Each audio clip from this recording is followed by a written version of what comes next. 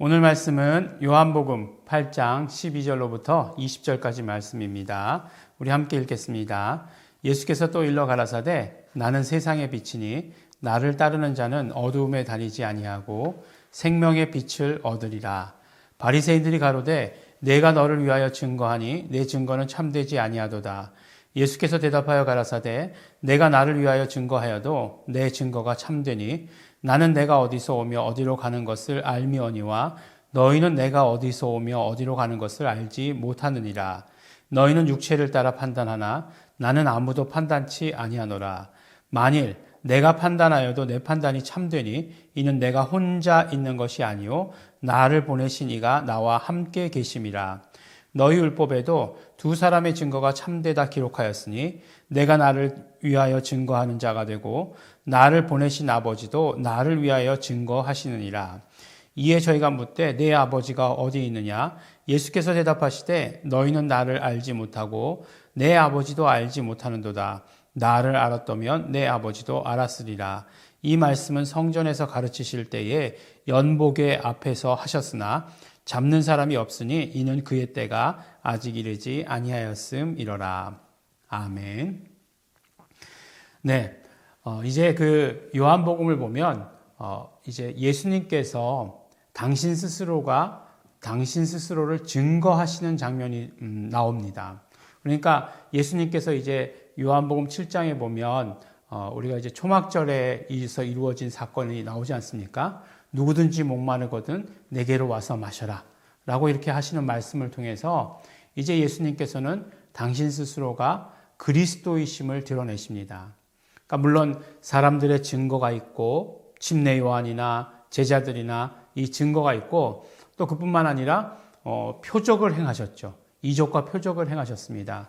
그것을 통해서 예수가 그리스도이심을 증거하시지만 그 다음에 스스로가 선포하십니다.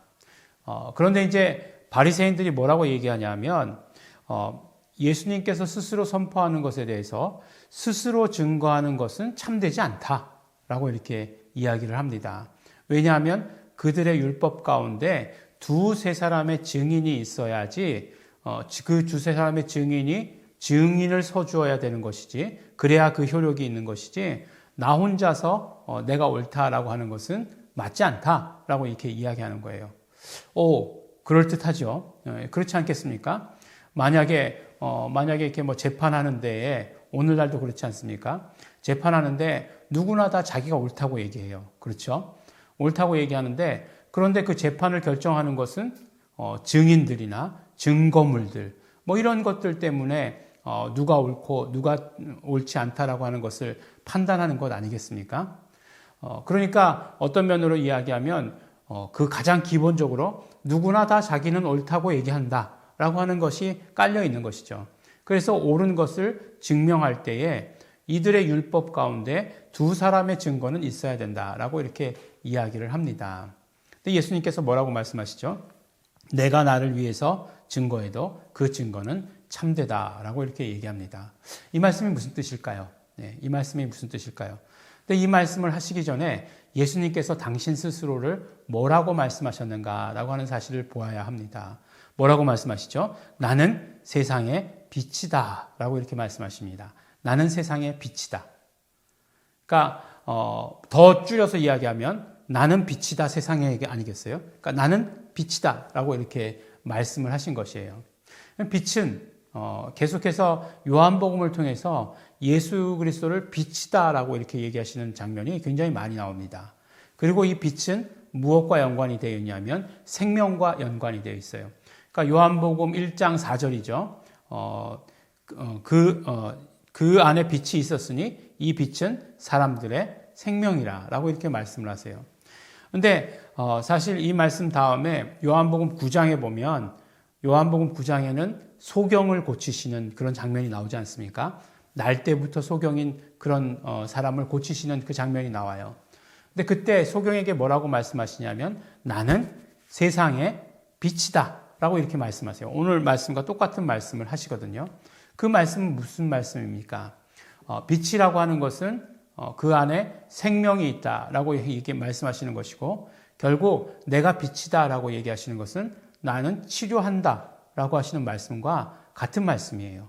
치료하신다.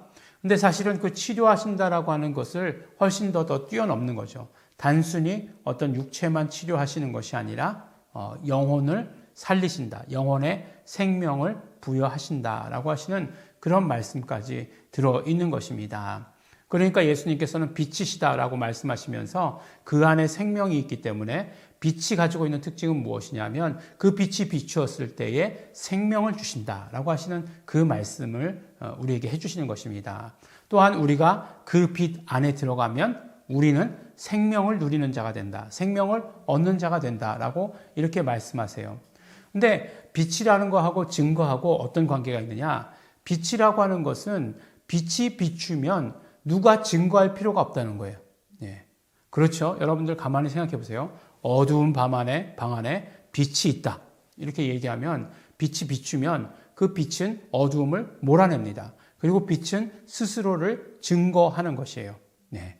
이 말씀이 무슨 말씀인지 우리 잘 이해가 되십니까? 네. 잘 이해가 되시죠? 그렇죠. 우리는 누구나 다 빛을 다 요새 보고 사니까.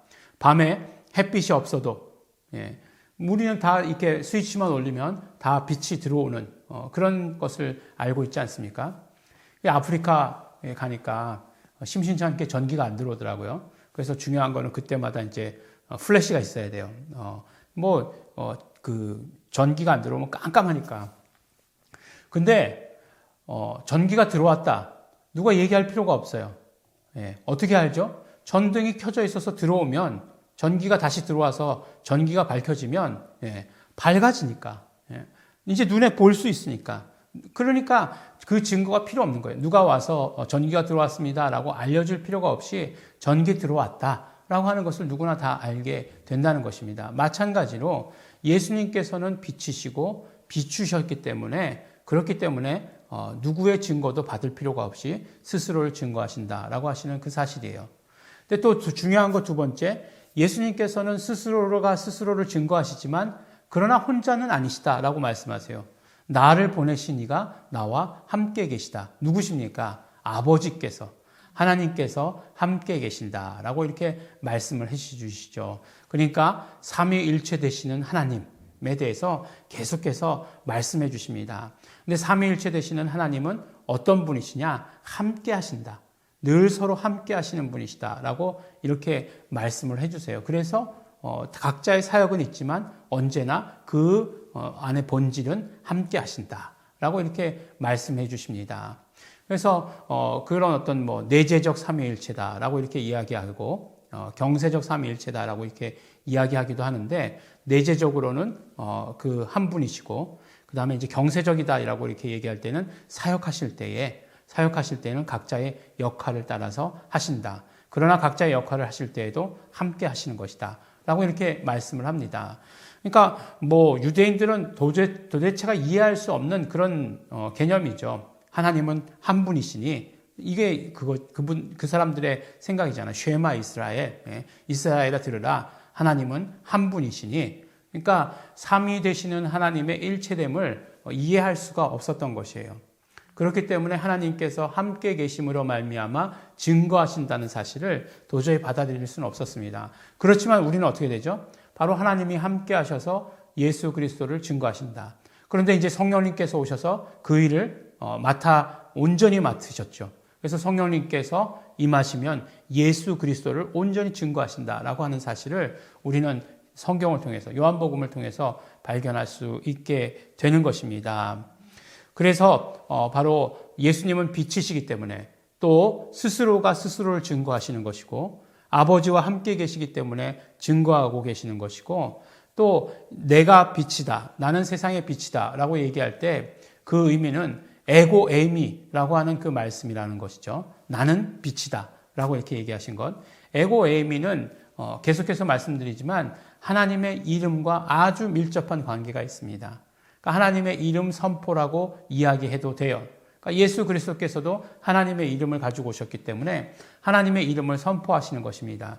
그런데 그 선포 가운데 어떤 의미가 들어있느냐? 바로 함께 하신다라고 하는 그런 의미가 들어있는 거죠. 그래서 우리가 예수 그리스도와 함께하게 되면 우리는 생명 가운데 거하게 된다.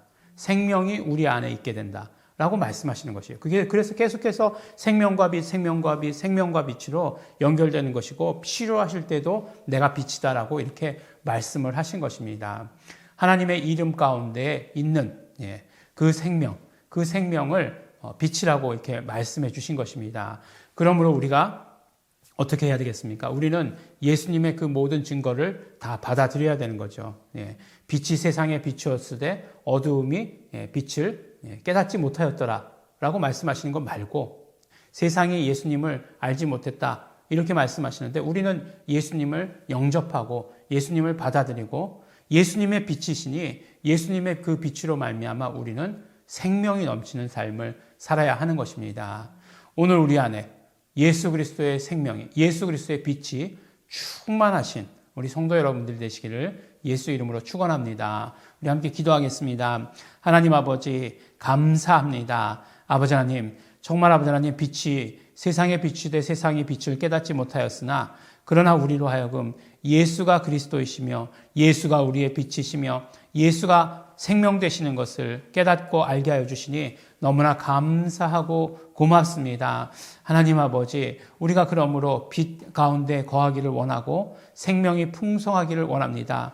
예수님 안에 있는 그 생명으로 풍성하게 하여 주시옵소서, 영생하게 하여 주시옵소서, 이 땅의 삶에서 건강하게 하여 주시옵소서, 생명으로 충만하게 하여 주시옵시고 생명으로 충만함으로 말미암아 생명을 잉태하는 우리 모든 성도들 될 수 있도록 축복하시옵소서. 감사드립니다. 예수님 이름으로 기도드렸습니다. 아멘. 우리 예수님은 빛이시니 또 그 안에 생명이 풍성하시니 예수님으로 말미암아 우리 안에 또 생명이 풍성하게 하여 주신 것 감사합니다. 생명을 풍성케 하여 주시옵시고 풍성한 생명으로 인해서 우리가 건강하고 생명력이 넘칠 뿐만 아니라 또 생명을 잉태할 수 있는 생명이 생명을 낳을 수 있는 그런 생명이 풍성한 자 되게 하여 주시옵소서. 우리 감사하시면서 결단하시면서 다같이 통성으로 기도하시겠습니다.